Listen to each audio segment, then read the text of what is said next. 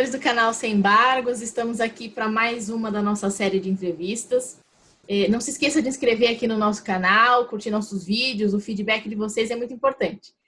Hoje nós vamos falar com a professora Carolina Manhani Hiromoto, que é doutora em Direitos Humanos, que é professora da cadeira de Direitos Difusos e Coletivos lá da PUC de São Paulo, e também é coordenadora do escritório modelo Dom Paulo Evaristo Arnes, lá da PUC de São Paulo também. Bom dia, professora. Agradecemos muito sua presença aqui no Sem Embargos. Bom dia, Natália. Com muito prazer que eu recebi esse convite, que a Natália, que já é mestre, foi minha ex-aluna em 2017. Então, nesse curto período de 3 anos, estudou, já virou mestre. Também agradeço que do blog Sem Embargos, trabalhar com ela, a Marina, uma grande aluna querida minha também. As duas sempre moraram no meu coração. Então, hoje a gente vai falar, a convite da Natália, sobre direito da criança e do adolescente e a pandemia. Então, vamos lá, Natália. Obrigada, professora, pelo carinho. Imagina, a senhora que mora no nosso coração e não existe ex-aluna aqui, nós somos alunas eternas da senhora.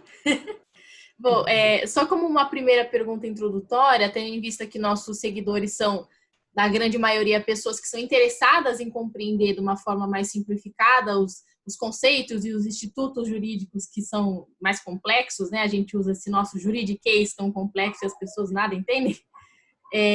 Será que a senhora podia dar uma breve explicação desse jeito mais simplificado aos que não são da nossa área? O que significa dizer que criança e adolescente no Brasil tem proteção integral? Primeira coisa, é importante saber que a proteção integral, ela vem da Constituição, do artigo 227. É uma doutrina também adotada pela ONU na Convenção Internacional sobre os Direitos da Criança. O que quer dizer isso? Desde a Declaração de 59, fala assim, proteção integral, mas o que significa essa proteção integral? A primeira coisa que essa proteção integral fez foi declarar assim, crianças e adolescentes são sujeitos de direito. O que significa? Eles têm direito igual a nós, independentemente da sua capacidade, ou seja, independentemente daquela capacidade de agir sozinho, para os negócios, sem assistência dos pais. Eles são merecedores de direitos, ou seja, ter os seus interesses próprios da idade satisfeitos. Para quê?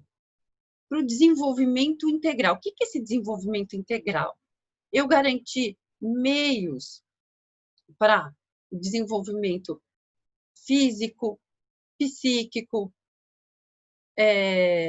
espiritual, para a pessoa se desenvolver.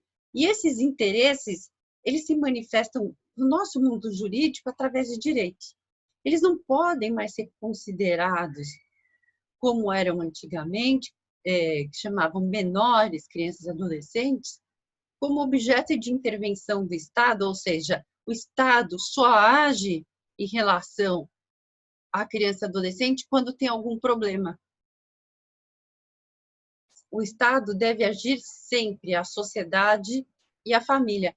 Tanto que a Constituição fala que é dever da família, do Estado e da sociedade assegurar. Assegurar significa garantir os direitos da criança, vida, saúde, educação, alimentação, convivência familiar e comunitária, que é a própria da idade, lazer e brincar, e a profissionalização.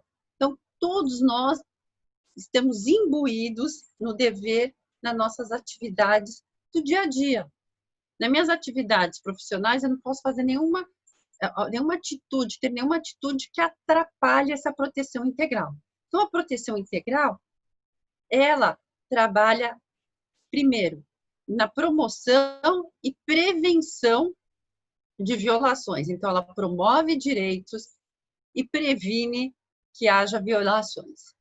E a terceira vertente que a gente mais ouve falar é quando há algum problema com a criança e o adolescente, que é sempre relacionado àquele binômio abandono-delinquência, né? Ou seja, quando a a criança sofre maus tratos, abuso, ou quando a criança e o adolescente cometem algum ato infracional. Ato infracional é o crime ou contravenção penal cometida pela criança ou pelo adolescente. Então, hoje a gente vê de uma outra forma, principalmente na promoção de direitos.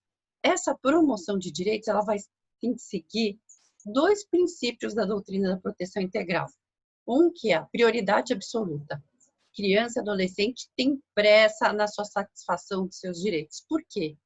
Porque se eu não satisfaço agora um direito, amanhã não tenho aquela criança ou adolescente, passou a necessidade e aquele período de desenvolvimento, que muitas vezes a gente chama de janelas preciosas, principalmente na primeira infância vai até os 6 anos.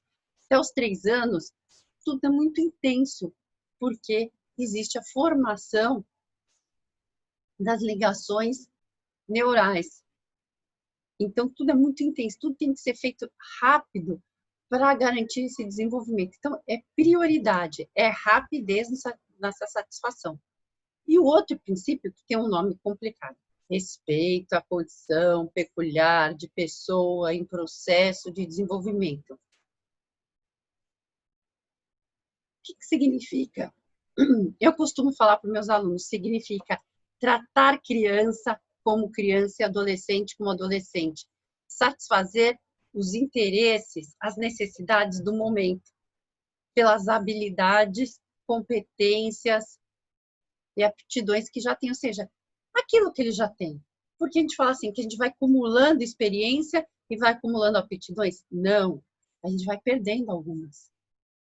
Na primeira infância, a gente tem muita imaginação, até ao término da infância, aos 12 anos.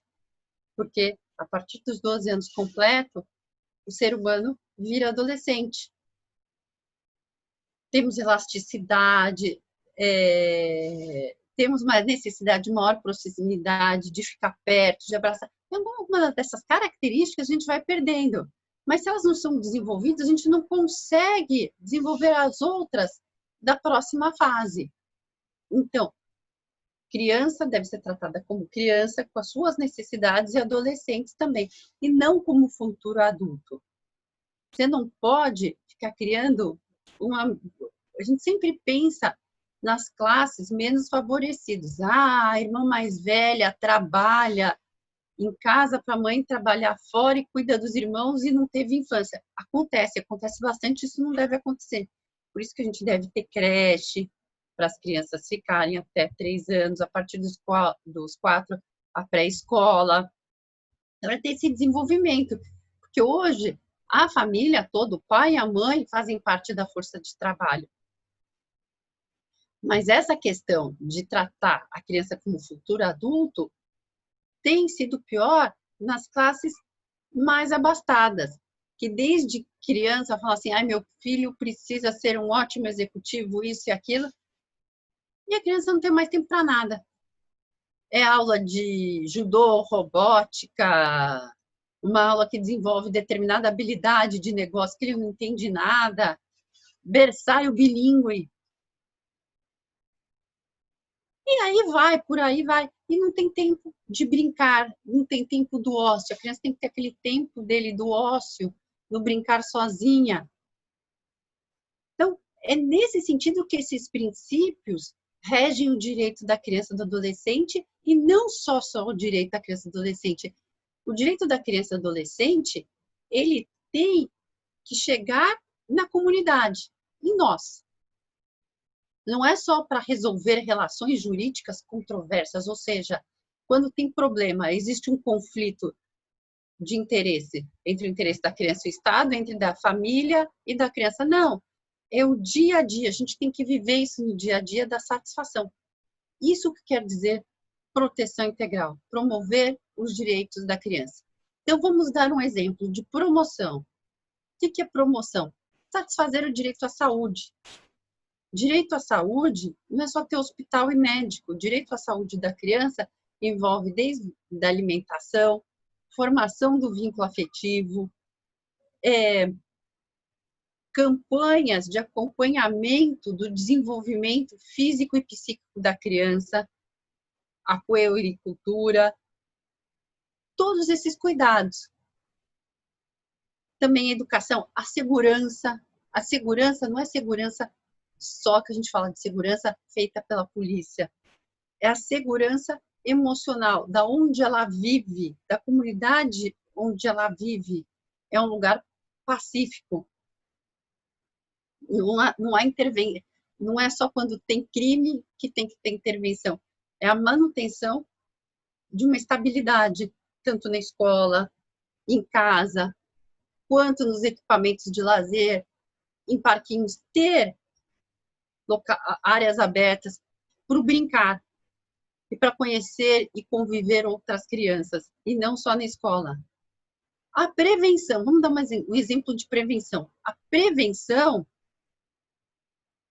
é a vacinação, ou seja, é o direito da criança a ser vacinada. E aqui interessante, o Estatuto estabelece que a vacinação é obrigatória para crianças, ou seja, pessoa com 12 anos incompletos. Os pais são obrigados a levar o filho para vacinar conforme as orientações do Ministério da Saúde, da Secretaria Estadual do seu estado e da Secretaria Municipal do seu município. A carteira básica de vacinação de cada localidade, sob pena dos pais incorrerem em sanção administrativa ou alguma outra medida judicial, que isso previne doença. Por exemplo, tem 2 estudos hoje, que a gente está nessa época de Covid, que a BCG dada a bebês logo a nascerem para prevenir alguns tipos de tuberculose graves que aparecem na infância, ajuda o sistema imunológico, quem as tomou, a combater o coronavírus. E agora um outro estudo que estão fazendo é sobre a tríplice viral. Quem já tomou a tríplice viral ou tomou a dose de reforço depois, também o sistema imunológico fica melhor preparado para combater o coronavírus. São estudos que estão em andamento. E a gente tem que acompanhar se isso é verdade. O Brasil tem obrigatoriedade da BCG, logo ao que nasce. A Itália e os Estados Unidos não. E nesses 2 países tiveram alguns problemas com crianças de uma evolução da Covid de forma diferenciada, mas não pulmonar. Eles estavam também estudando. Então, são todos estudos. Então, essas vacinações protegem e ainda estimulam o sistema imunológico. Então, a gente tem que pensar de prevenção, recuperação, violado o direito da criança, porque na Constituição assegura um rol exemplificativo de direitos fundamentais de primeira geração. O que são direitos de primeira geração? São aquilo que chamam de liberdades públicas. Não fazer a vida, liberdade, expressão, reunião. E os de segunda geração, educação, saúde, segurança, é obrigação de fazer do Estado, a prestação ativa do Estado em relação a isso. Mas até os de primeira geração, em relação à criança, há uma imposição, ele tem uma característica um pouquinho diferente. Há uma imposição de atuação estatal da família e da sociedade para garantir a vida da criança, ou seja, nada viole, a gente haja ativamente todas para que nada viole a vida, a liberdade e a expressão da criança. E é muito importante, nessa fase de desenvolvimento, a criança se expressar. E expressão em todos os sentidos. Porque a gente fala que até criança e adolescente tem liberdade religiosa. Os pais educam, mas não podem suprimir essa expressão da criança ou do adolescente em relação a isso. Então, são as minhas considerações assim iniciais sobre a proteção integral. Espero que eu tenha sido clara fora do mundo jurídico. Imagina, professora, foi sim, foi mais uma aula. A senhora sempre dá aulas na hora de explicar as coisas e eu achei maravilhoso e também, dentre outros temas que são anexos à proteção integral, e eu acho que ficou bem claro, sim, fica tranquila. E só porque a gente mencionou já da pandemia e o coronavírus, enfim.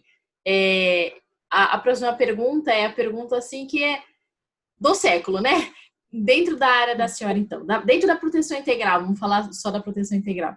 A senhora está vendo algum impacto da pandemia ou das crises decorrentes da pandemia na proteção integral? E como que a senhora enxerga esse impacto? O que a gente está perdendo? O que a gente está tendo de dificuldade? Ou então, o que está sendo afetado? A pandemia, ela revelou, quando a gente fala assim, a criança está em casa, a criança está segura. A pandemia revelou que essa assertiva não é verdadeira. A pandemia revelou que a violência doméstica, quando a gente fala em violência doméstica, a gente pensa da violência entre o marido e a mulher. Não, a violência doméstica é tudo aquilo de violência que acontece entre os membros da família. Geralmente é contra a mulher e os filhos, aquela pessoa que tem maior força física e pela aquela cultura que a gente tem secular da dominação masculina, ainda vem.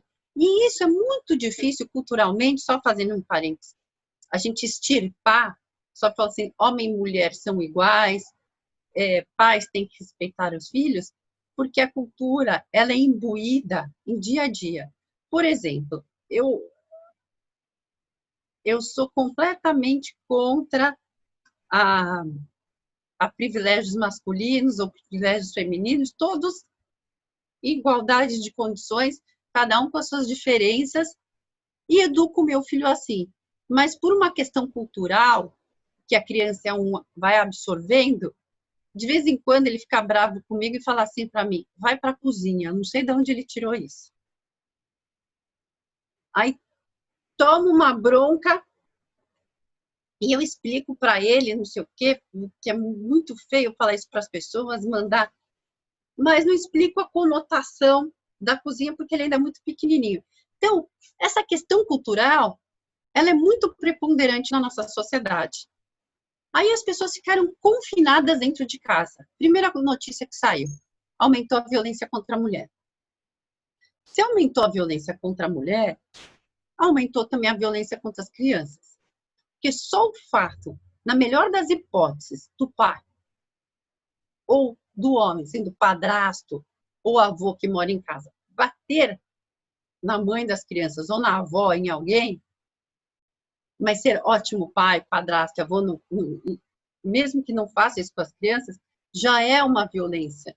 Você expõe a criança a uma situação de constrangimento, crueldade, a partir do momento que você avilta outro ser humano. A violência também, nesses casos, também não está só no bater, está também nas agressões verbais e nos modos de agir e opressão dentro de casa, das pessoas não poderem se manifestar em relação a essa figura determinada, que faz a figura patriarcal. E essa atitude tende a se reproduzir também nos outros membros da família do mesmo gênero, ou também na própria mãe, já que a pena do pai bate no filho, já a família adoece. E a gente percebeu que nem sempre, quando todos estão em casa durante muito tempo, a família se torna um lugar saudável. Tanto que o artigo 226, 226 da Constituição assegura o tratamento pelo Estado de cada integrante da família nos casos de violência. Então, a violência, ela vai desde a psicológica, física, sexual. Isso a gente está vivenciando no momento pandemia. E no momento pós-pandemia, vão ficar as sequelas desta convivência. A família se desestruturou, mesmo que confinada. Então, aqueles momentos de escape do trabalho, da escola, acabava de alguma forma protegendo os integrantes da família e evitando os conflitos diretos. O que fazer mediante a isso? Aquela história de marido e mulher não mete a colher, na família não sei o que de criança, os pais que vê, não é certo. Primeiro que hoje é proibido você, formas corretivas que impõem à criança um sofrimento físico ou moral. Então, castigos físicos ou castigos de conotação moral de humilhação, que a gente tem no 18A e B do Estatuto, que é a Lei Menino Bernardo. Temos também, no artigo 130, que o agressor, isso muito antes da Lei Maria da Penha, ou a agressora deve ser afastado do lar familiar, independente se é o pai, se é a mãe, se é o avô, inclusive se ele for o proprietário do imóvel, ele também vai ter que sair. E temos as medidas do 129, pertinentes aos pais ou responsáveis, e do 101, para apoio, tratamento de cada membro da família, o 129 referente aos pais e o 101 aos filhos, porque o irmão que vê a irmã sendo abusada sexualmente pelo pai também sofre. Ou o irmão que abusa da irmã também sofre, a família toda adoece. O que eu penso nesse momento? Que a gente precisa criar um ciclo virtuoso de informações. E a gente tem os meios, a vizinhança, os amigos, os familiares da família estendida, que é aquela que sai do espectro pais ou genitores e seus descendentes, mais parentes próximos que tenham afinidades, de comunicar ao conselho tutelar ou ligar para o 180 denunciando a mera suspeita.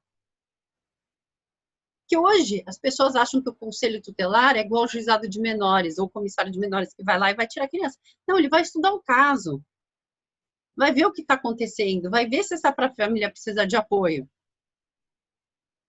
Vai ver que às vezes a mãe bateu mais forte no filho, foi uma coisa fora da curva, e vai ver o que aconteceu. Inclusive, existe nessas medidas 129 e 101 programas de apoio financeiro, programas de apoio moral, de assistência à família, de orientação na família, como agir, como se fosse um tipo de reorganização. Então, esse ciclo virtuoso entre vizinhos, amigos e familiares não é um denuncismo barato, é de proteção. Por pessoa, de proteção, e que uma pessoa que a função dela de conselheiro tutelar é fazer isso e encaminhar na rede credenciada para atendimento. Outra coisa são os comerciantes, em que essa família frequenta. Verificado qualquer coisa de estranho, também comunicar. Então, a gente precisa ter uma campanha formando esse círculo virtuoso.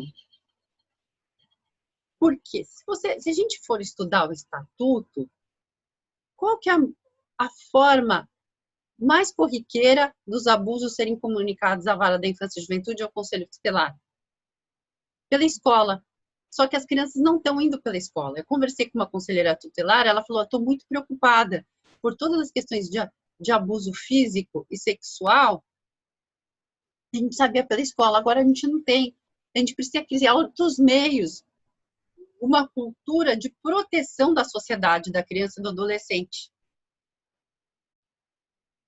Então, onde que a criança vai? Na farmácia, na padaria, no supermercado, principalmente os pequenos, tem. Se você olhar no artigo 70 do Estatuto, quando a gente está em época normal, fala que os equipamentos de lazer, cultura, esporte, deve ter pessoas capacitadas para perceber esse abuso que essa criança ou adolescente que frequenta o lugar sofreu e comunicar às autoridades. É obrigação, sob pena de sanção administrativa dos profissionais da saúde e da educação, comunicar. Mas isso em tempos normais.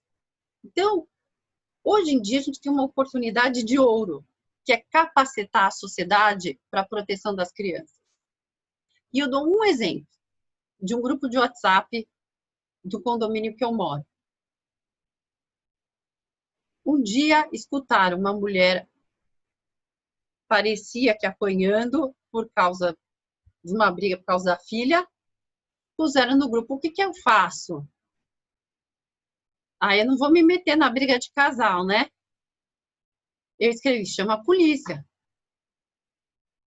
Onde que é? Aí, claro que eu interfonei, avisei o porteiro para ir chamar a polícia. No dia seguinte, as mesmas pessoas queriam chamar a Sociedade Protetora dos Animais, porque fazia 2 dias que um cachorrinho latia, sem parar. Então, você socorre, eu adoro animal, socorro.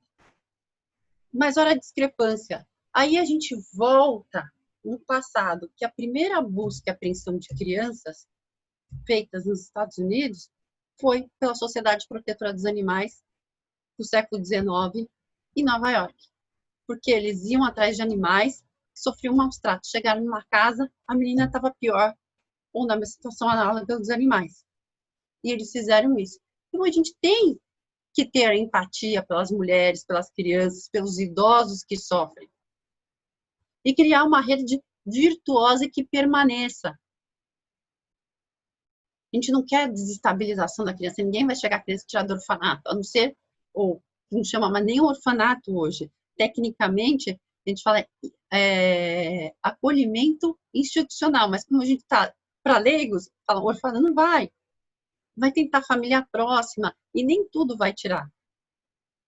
Depende da gravidade. O que é o primordial? Recuperar a família.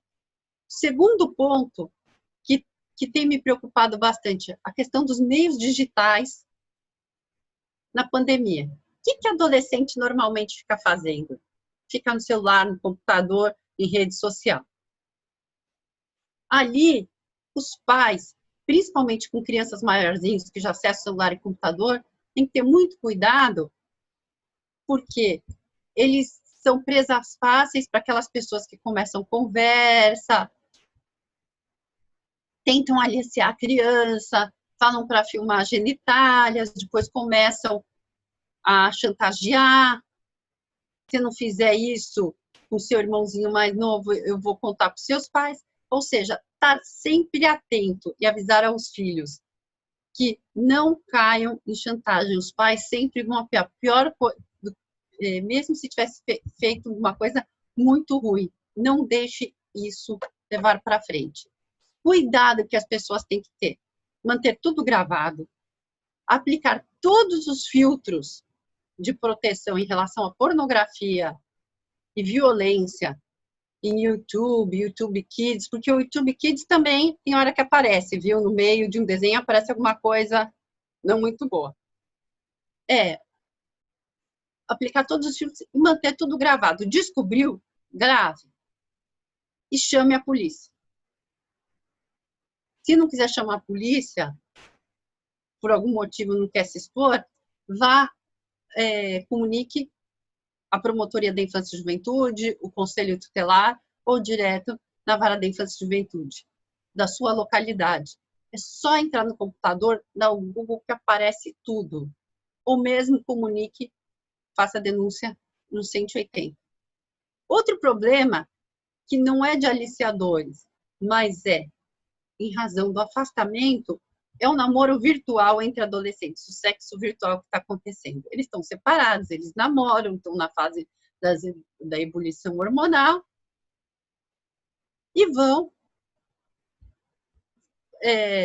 fazer sexo pelos aplicativos, pelos meios digitais. Aí fica gravado, briga e a divulgação disso. Então, tem que orientar tanto meninas quanto meninos das vulnerabilidades disso. O que não deve ser feito? É a mesma coisa que você fala. Você não vai numa relação sexual com seu namorado em lugar público. Explicar que fazer isso na internet é um lugar público. Eu também me lembro uma vez que eu também já fui subsíndica de prédio, que teve um caso de uma menina que foi no cinema do prédio, um namorado, numa sala que tem um telão, e ficou assistindo o filme e lá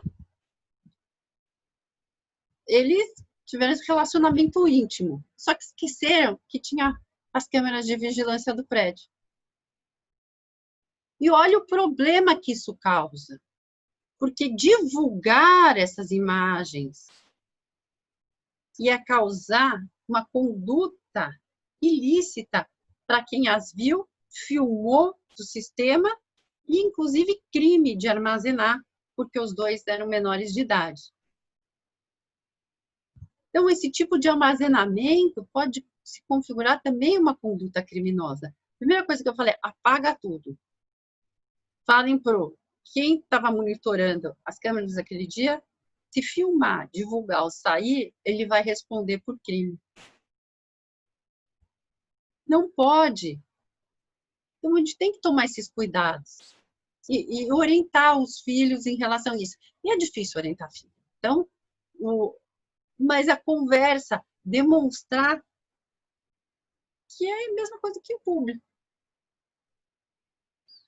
Que a gente fala, que nos anos 80 e 90 falavam que era fazer sexo dentro do carro, no meio da rua, no escuro. É a mesma coisa, que a gente chegava o guarda e batia ali. E dava o maior problema com os adolescentes, dos anos 80, 90, começo de 2000. Então, hoje, esse que é o problema. Então, tem que tomar esses cuidados, os pais, as famílias, os amigos. Todos nós temos que estar vigilantes, todos nós promovendo os direitos da criança. Só para deixar. Opa! Eu achei que estava sem som aqui. E só para deixar registrado, também vou deixar aqui na descrição do nosso vídeo e na legenda da publicação todos os contatos que a professora falou. Então, não só a denúncia pelo número 180, mas também os links da Promotoria da Infância e Juventude, enfim, do Conselho Tutelar e tudo que você pode acessar para fazer esse tipo de proteção que a professora acabou de explicar. E só como uma última reflexão, assim, que a gente sempre pede para os nossos entrevistados fazerem, como que a senhora acha que vai ser o mundo pós-pandemia, seja relacionado à proteção da criança e adolescente, seja na vida no geral? Como é que a senhora acha que vai se dar o mundo depois que isso tudo passar? Eu lembro que eu sempre falava com vocês em aula que a Revolução Industrial modificou os nossos modos de vida, de trabalho, de organização familiar, como as famílias. Agora, a gente está em outro marco. Essa pandemia, ela demonstrou que dá certo trabalhar remoto, que dá certo ter aula remota. Embora, às vezes, falte o elemento que é inerente ao ser humano, o contato. Então, as coisas, por um lado, vai ser bom que a gente vai conseguir simplificar várias coisas que a gente teria que fazer presencialmente, perder tempo de burocracia, a gente vai conseguir fazer online. Mas a grande preocupação hoje é não perder o contato humano. O contato humano, às vezes a aula online, você fica mais focada, tem a gravação, vai e volta, mas o contato humano da vida acadêmica, ele é enriquecedor. Um curso de graduação ou de pós-graduação, ou mesmo qualquer de extensão ou outro, quando você tem um contato humano, você tem a riqueza da vida, as interações, tanto intelectuais e afetivas, no local. Desperta paixões, não paixões no sentido só amoroso, mas as paixões pelos temas, pelas lutas, pelas batalhas. Então, nesse mundo pós-pandemia, a primeira coisa, a gente tem que temperar a questão da vida online e voltar a se encontrar com as pessoas. Não olhar a outra pessoa como se fosse um poço de vírus ou de bactéria. Que as pessoas estão começando a ficar, não me encosta, não sei o quê, que pode, tem que verificar que somos seres humanos, sempre ser humano é gregário. E, às vezes, esse isolamento pode levar à ansiedade, à depressão que a gente está vivendo. Então, voltar para o mundo, mas a gente vai ter as relações de trabalho, de estudo, profundamente modificadas. Nesse sentido, crianças. Em relação à criança, a primeira coisa, a convivência comunitária, a socialização. A socialização da criança não dá para ser feita online. Ela consegue fazer a diversão online, assistir Peppa Pig, Patrulha Canina. Aí ela vai ficar assim o dia inteiro. Eles ficam hipnotizados e não saem. Eles têm que sair desse mundo. Eles têm que ir para o mundo real, ver a natureza, o sentir da natureza, o sentir do outro, as interações. Então, a convivência comunitária vai ser um desafio para a gente retomar das crianças. Vou lembrar que criança é criança. E adolescente, o desafio vai ser maior ainda, porque quando começa a adolescência, existe aquela introspecção. Quando você vê adolescente em algum lugar, às vezes você vê 5 numa mesa, os 5 com o celular, é capaz que eles estejam conversando um com os outros pelo celular e um na frente do outro. A gente tem que tirar isso, voltar a fazer as pessoas se comunicar. Então, esse é o desafio, principalmente para adolescente. E a criança, a gente vai ter que despertar nela a convivência comunitária. As aulas online para criança não dá certo. Eles não têm uma coisa ou outra, não consegue ainda se focar no computador, nas atividades. Eles são muito lúdicos, interativos. Adolescente mais. Mas, assim, eu acho que a gente vai precisar um grande cuidado para cuidar desse espaço humano de interação com o próximo. Senão, se a gente perde o convívio com o próximo, o que a gente perde? A empatia, a solidariedade. A gente já está vivendo num mundo que a empatia com o outro e a solidariedade quase nula. A gente está vivendo num mundo só de agressões e de supressão, e tentativa de supressão de direitos fundamentais. Então, no mundo pós-pandemia, vamos ter grandes desafios de voltar a ficar juntos. Razão, professora.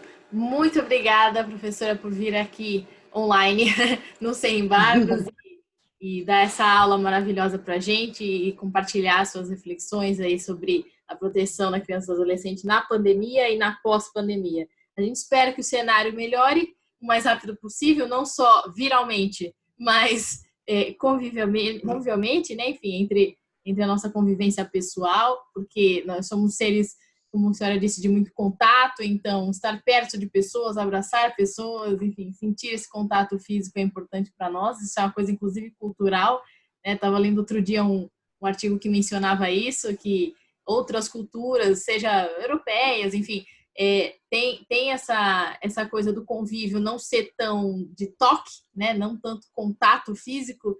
Então, as culturas que têm essa coisa mais importante do contato físico sofrem mais, e nós brasileiros somos o que eles chamam de touch, né? A gente toca muito, a gente abraça muito, a gente está sempre junto do outro, então a gente tem sofrido mais com isso. Esperamos que tudo melhore o mais rápido possível.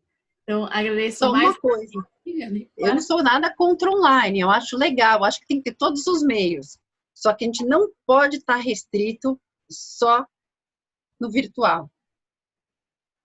O equilíbrio é tudo, não é mesmo? Equilíbrio é tudo. E principalmente criança, menos no virtual. Criança. Aí o adolescente, ele já começa mais no virtual, mas ele também tem que ter o convívio. E nós também, porque, olha, eu sinto muito a falta do convívio com meus alunos em sala de aula. Mas, por exemplo, o meio virtual proporciona essas entrevistas, proporciona a disseminação da informação em redes sociais. Também é tudo de bom. Só que a gente está indo, por causa da pandemia, no extremo. Os extremos, geralmente, não levam a gente a bons caminhos, né? Independente do extremo, qualquer fanatismo, qualquer radicalismo, não leva a gente a bons caminhos. É a temperança, como você disse. esse equilíbrio, que a gente possa utilizar esse meio que a gente teve que se adaptar para coisas que geralmente eram inúteis de serem feitas pessoalmente, como a senhora falou da burocracia, enfim, documentos e tudo isso, mas que as partes de convívio humano, seja na academia, seja na escola, enfim, nos espaços públicos, que a gente consiga voltar aos poucos. Agradeço mais uma vez a professora Carolina por dar essa entrevista para a gente. Não esqueça, você que está nos assistindo, de curtir, comentar por aqui. Se tiverem qualquer dúvida, a gente pode encaminhar para a professora. Enfim, só comentar aqui. Então, fiquem em casa, cuidem-se e cuidem dos seus, cuidem da saúde. E é isso. Muito obrigada. Obrigada, Natália. Tudo de bom. Adorei.